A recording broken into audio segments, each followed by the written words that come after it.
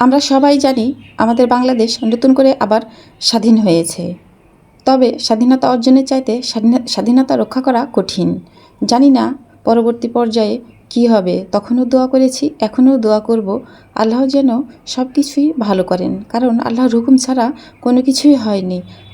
আসসালামু আলাইকুম আমার প্রাণপ্রিয় আপু ভাইয়ারা, সবাই কেমন আছেন? আশা করি আল্লাহর মতো ভালো আছেন, সুস্থ আছেন।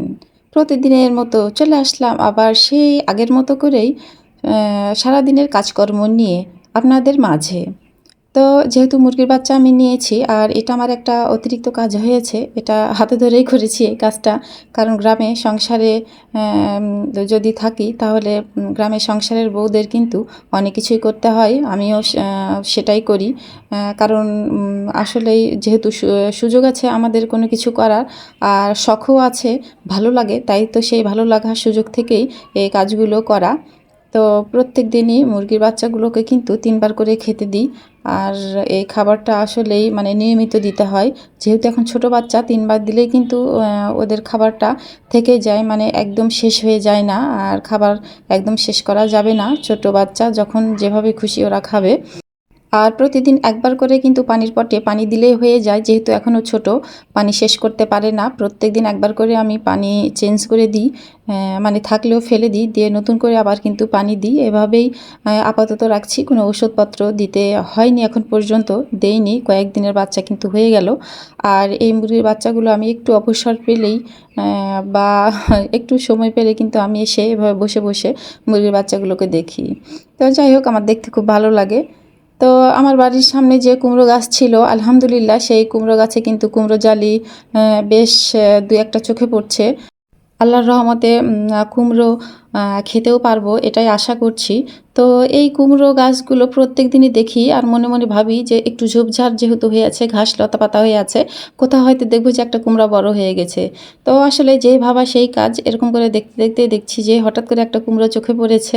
আর এই তো সেই কুমড়োর জালিটা একদম খাওয়ার উপযোগী হয়ে গেছে দেখে তো আমি একেবারেই অবাক, এবং সাথে সাথে ভীষণ খুশি। ওর আব্বুকে তো ডেকে আমি দেখালাম যে এসে দেখো একটা জিনিস। ওর আব্বু আসলো, এসে দেখে ওর আব্বু খুব অবাক। আসলে নিজের গাছের শাকসবজি থেকে যদি কোনো শাক সবজি হয় কেটে খাই, তাহলে সেটার আনন্দটা একেবারেই অন্যরকম। আর প্রত্যেকবারই আমার এরকমই হয় যে সবজি গাছগুলো থাকে, সবজি হলে বা শাক হলে আমি এরকম করে প্রত্যেকবারই কিন্তু খুবই আনন্দ পাই। কেন জানি এই আনন্দটা শেষ হবার নয়, খুব ভালো, আমার ভালো লাগে। তো আজকে একবারে টাটকা কুমড়োর জালিটা কেটে নিলাম।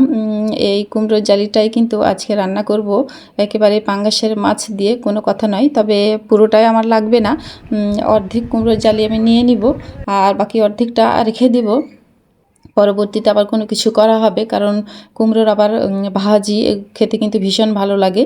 তো আজকে মাছ দিয়ে রান্না করব, তো পাঙ্গাসের মাছগুলো কিন্তু ভেজে নিয়েছি। আর আমি কুমড়ো রান্না করলে কিন্তু এরকম হচ্ছে, কুমড়ো একটু তেলে হালকা ভেজে নিই। আর কুমড়ো থেকে যেহেতু পানি বের হয়, ভাজতে গেলে একটু পানি পানি হয়, তাই তো একটু সময় নিয়ে ভাজতে হয়। আর আমি মাছ ভেজেছিলাম পাঙ্গাসের, সেই কড়াই কিন্তু দিয়েছি। আর মশলাগুলো যেহেতু একটু পুড়ে লেগেছিল, তার জন্য কিন্তু একটু কালো কালো লাগছে।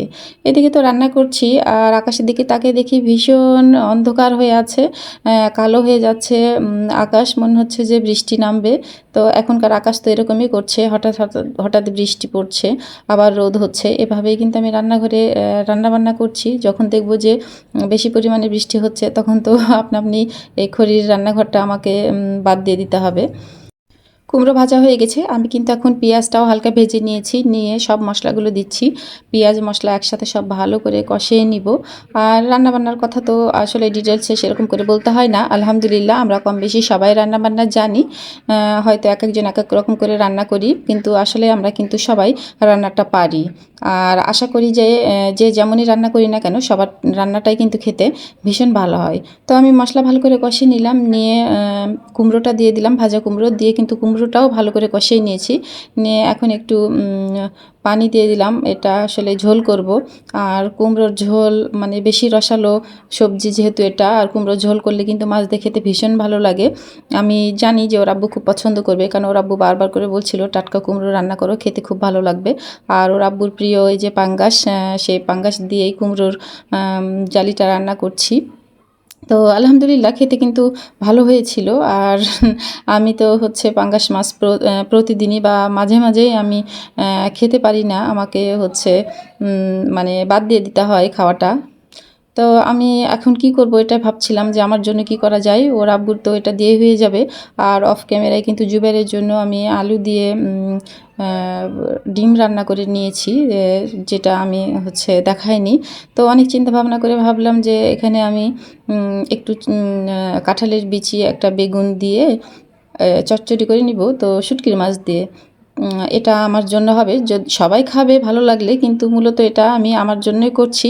তো এখানে কিন্তু আমি হাতে মেখে চচ্চড়িটা করে নিয়েছি। আলহামদুলিল্লাহ আমার চচ্চড়ি করাটাও হয়ে গেছে। আর এই চচ্চড়িটা খেতে কিন্তু খুব ভালো হয়েছিল, কাঁঠালের বিচি বেগুন দিয়ে শুটকি মাছের চচ্চড়ি। তো সম্পূর্ণ রান্না শেষ করেছি। আমার প্রাণপ্রিয় আপু ভাইয়ারা সবাই ভালো থাকবেন, সুস্থ থাকবেন, ফিরে আসবে ইনশাল্লাহ আগামীতে নতুন কোনো ব্লগ ভিডিও নিয়ে। আল্লাহ হাফেজ।